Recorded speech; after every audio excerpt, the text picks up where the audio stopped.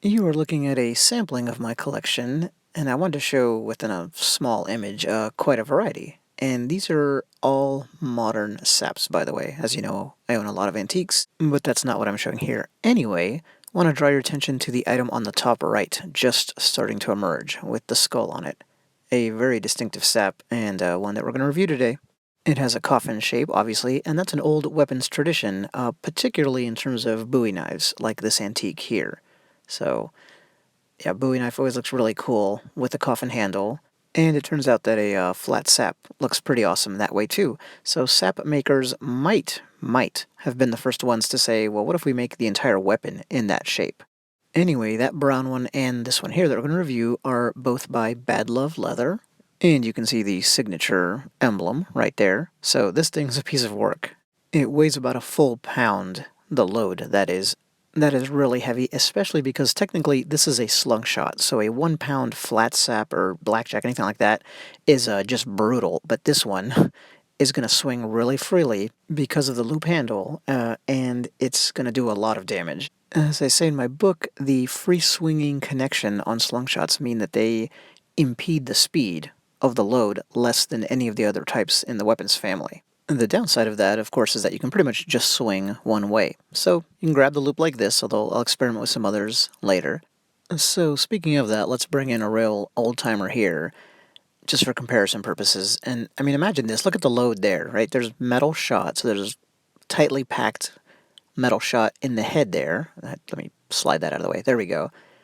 And compare that to the solid metal all throughout the kind of sap portion of our Coffin Sap. Here's the RE1P, and this is a more of a slungshot type sap. These two are pretty close in function. The RE1P, though, named after me by the way, is more of a stun gun. It's got a lighter, loose load versus the, flat wrecking ball that is the Coffin Pocket Sap.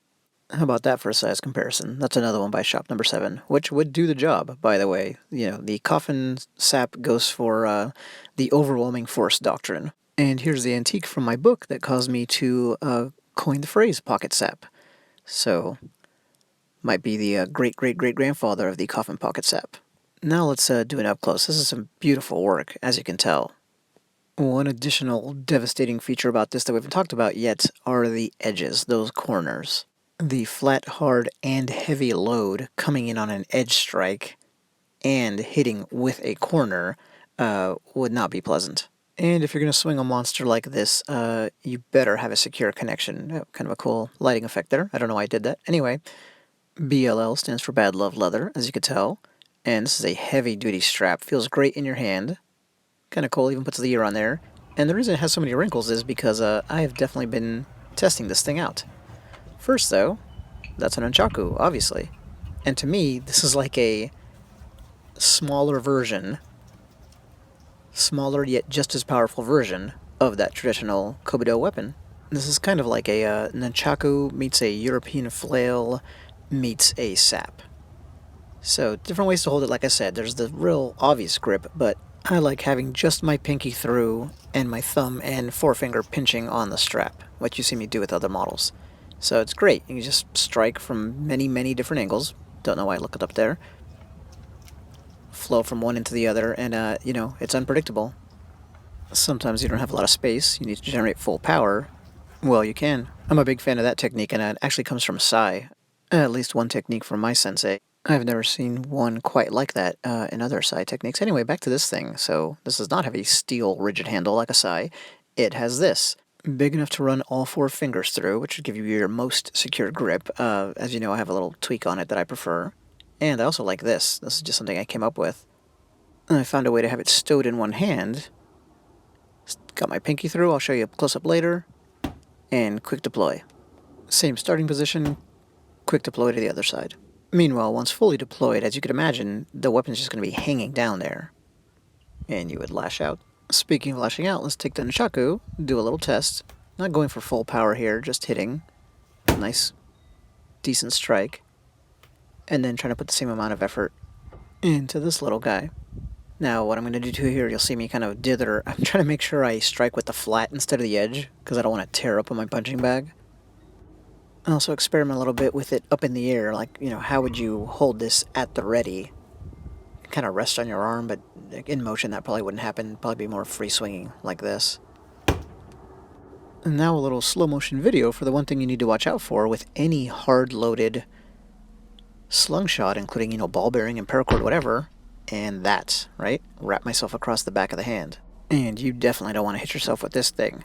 So it's probably a little too complicated to get into, but with some practice, you can definitely strike with any similar implement and not hit yourself, like there.